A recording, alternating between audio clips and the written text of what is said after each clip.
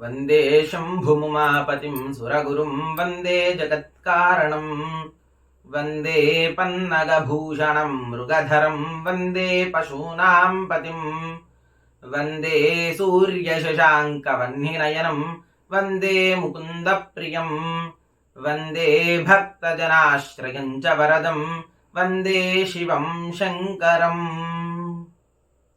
శివాయ గురవే నమః.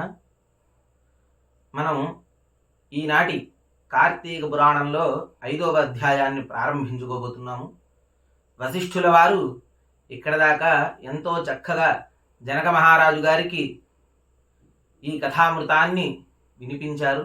అలాగే మనం కూడా ఎంతో చక్కగా ఎంతో శ్రద్ధతో కార్తీక వ్రతాన్ని ఆచరిస్తూ ఈ కార్తీక పురాణాన్ని రోజు చదువుకుంటూ శ్రవణం చేస్తూ ఆ ఈశ్వరానుగ్రహాన్ని పొందుతున్నాము. అలాగే ఈనాటి 5వ అధ్యాయంలో వశిష్ఠుల వారు జనక మహారాజుతో ఇట్లు చెప్పుచున్నాము. కార్తీక మాసమందు పాపక్షయము కొరకు పుణ్యమును చేయదవలేను. పుణ్యము చేత పాపము నశిస్తుంది, పుణ్యము అధికమవుతుంది. కార్తీక మాసమందు హరి సన్నిధిలో భగవద్గీత పారాయణ చెయ్యువాడు పాము కుబుసము ఎలా అయితే వదిలి మరో శరీరాన్ని ధరిస్తుందో అలానే మనుష్యుడు అంతటి పాపాలని నశింపజేసి పుణ్యాత్ముడు అవుతాడట. కార్తీక మాసమందు తులసీదళముతో గాని హవిసు పూలతో గాని కరవీర గన్నేరు పూలతో గాని హరిని పూజించిన వాడు వైకుంఠమునకు చేరుతాడు. కార్తీక మాసమున భగవద్గీత యందు విభూతి విశ్వరూప సందర్శనాధ్యాయమును హరి సన్నిధిలో పారాయణ చేయువారు వైకుంఠ లోకమునకు అధిపతి అగును. కార్తీక మాసమందు హరి సన్నిధిలో శ్లోకము గాని శ్లోక పాదమును గాని పురాణము చెప్పువారు గాని విన్నవారు గాని కర్మబంధ వినిర్ముక్తులగుదురు. కార్తీక మాసమందు శుక్లపక్షమందు వనభోజనము చేయువారికి సమస్త పాపములు నశించు. ఇతర కాలములలో జపకాలమందు హోమకాలమందు పూజకాలమందు భోజన కాలమందు తర్పణ కాలమందును చండాలుల యొక్క దర్శనము గాని వారి స్పర్శ గాని పాపాత్మల యొక్క స్పర్శ గాని అశౌచవంతుల యొక్క సంభాషణలను వినినచో దోష పరిహారము కొరకు కార్తీక మాసమందు వనభోజనము ఆచరించవలేను. అనేక జాతి వృక్షములతో కూడి ఉన్న వనమందు ఆములక అనగా ఉసిరి వృక్షమునందు సాలగ్రామము హరిని ఉంచి గంధ పుష్పాక్షుదులతో పూజించి శక్తి కొలది బ్రాహ్మణుని పూజించి భోజనము చెయ్యవలేను. ఇట్లు కార్తీక మాసమందు వనభోజనము చేసిన ఎడల ఆయా కాలమందు చేసిన సమస్త పాపమును నశించును, విష్ణులోకమందు సుఖముగా ఉండును. కాబట్టి తప్పక కార్తీక మాసమందు వనభోజనము ఆచరించవలేను. కార్తీక మహాత్మ్యమును భక్తితో విని బ్రాహ్మణుని కుమారుడు నీచ జన్మ నుండి ముక్తుడయ్యను అని వశిష్ఠుల వారు ఇట్లు చెప్పగా జనక మహారాజు అడుగుతున్నాడు, మునీశ్వర, అసలు ఆ బ్రాహ్మణుడు ఎవరు? ఆయన కుమారుడేంటి? ఆయన కుమారుడు ఏమి దోషము చేశాడు? ఎలా ముక్తి పొందాడు? అనే వివరాన్ని ఈ జనక మహారాజు అడగగా మునీశ్వరుడు వశిష్ఠ మహాముని ఇలా చెప్పుచున్నాడు. కావేరీ తీరమందు దేవశర్మ అను వేదాంగ పారంగుతుటకు బ్రాహ్మణుడు ఉండెను. ఆ దేవశర్మకు దురాచారవంతుడకు ఒక కుమారుడు ఉండెను. అతని దుర్మార్గమును చూచి, తండ్రి, నాయనా కుమార, నీకు పాపములు నశించడి ఒక మాటను చెప్పెదను వినుడు. కార్తీక మాసమందు ప్రాతస్నానము చేయుము. సాయంకాలమందు హరి సన్నిధిలో దీపమును సమర్పించుము. ఇలా చెప్పగా తండ్రి కుమారుడు అంటున్నట్ట, కార్తీక మాస ధర్మమనగా ఏమి? ఇట్టి కార్యము నాచే ఎన్నటికీ చెయ్యదగదు.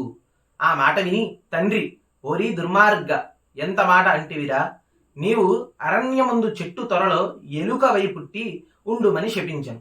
తండ్రి శాపమును విని కుమారుడు పశ్చాత్తాపడి, దురాచారుడనైన నాకు శాప విముక్తి ఎట్లు కలుగును అని తండ్రిని అడిగాను. ఆ తండ్రి ఇట్లు అనెను, కుమారక, ఎప్పుడు నీవు కార్తీక మహాత్మ్యమును వినిదవో అప్పుడు నీకు మూషకత్వ విముక్తి కలుగునని చెప్పాను. తండ్రి ఇట్లు చెప్పి ఊరుకున్నంతలో కుమారుడు గజారణ్యమందు ఎలుక అయ్యను. చెట్టు తొర్రలో నివసించెను. అది అనేక జంతువులకు ఆధారమై ఉన్నది.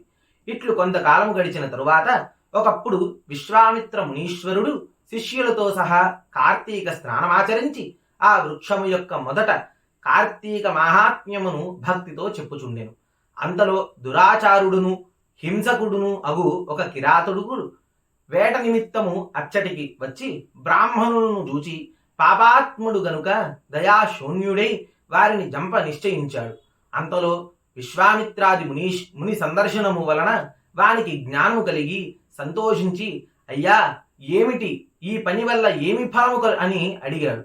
ఈ కిరాతకునిచే అడుగుబడి విశ్వామిత్రుడు ఇట్లు చెప్పుచున్నాడు. కిరాతక, వినుము, చెప్పెదను, నీ బుద్ధి మంచిదైనది. ఇది కార్తీక ధర్మము.